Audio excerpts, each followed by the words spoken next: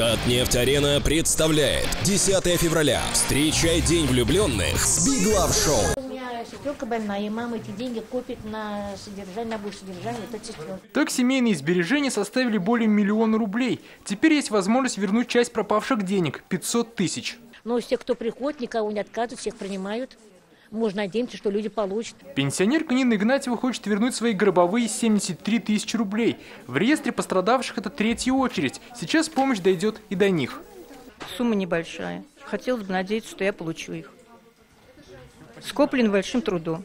Также по решению президента республики дорога с деньгами открыта клиентам ТФБ «Финанс». По последним данным, их 378. Это те, кто проиграл суды. Чисто юридически они не являются вкладчиками банков, они являются вкладчиками инвестиционной компании ТФБ «Финанс».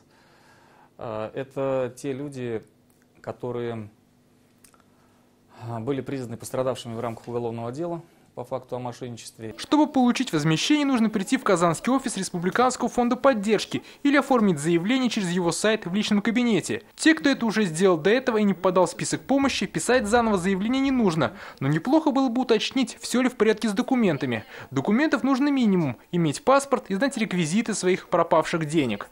Самое важное заявление, которое необходимо заполнить вкладчику, это заявление на получение выписки. После проверки заявления вкладчику необходимо один раз приехать к нам в офис фонд для подписания соглашения об уступке прав требования. После замены кредитора в реестре вкладчику будут переведены деньги на счет. Заключение таких соглашений начнется с 1 марта. Сначала пригласят тех, кто раньше заявился на получение денег. То есть если у лица было 490 тысяч, то, естественно, ему погасится вся сумма. Допустим, 700 тысяч, то выплачено пока будет 500. Республика внесла в фонд земельный участок ликвидный, и мы по нему тоже ведем очень активную девелоперскую деятельность, то, соответственно, мы уверены, что источник средств мы найдем. Сейчас Республиканский фонд поддержки вкладчиков охватил 80% пострадавших физлиц и 61% юрлиц. Все выплачено без малого 500 миллионов рублей. Помощью воспользуются почти 2500 пострадавших. Обработать заявление на получение помощи планируют в течение этого года. То есть все пострадавшие частично или полностью получат свои деньги.